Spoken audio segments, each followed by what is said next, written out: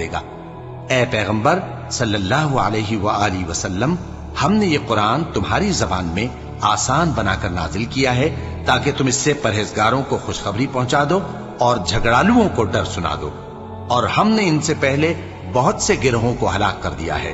بھلا تم ان میں سے کسی کو دیکھتے ہو یا کہیں ان کی بھنک سنتے ہو؟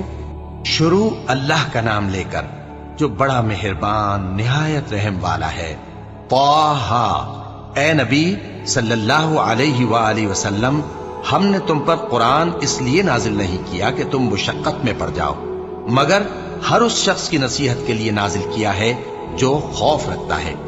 یہ اس ذات کا اتارا ہوا ہے جس نے زمین اور اونچے اونچے آسمان بنائے، یعنی رحمان، جو عرش پر جلوہ افروز ہوا۔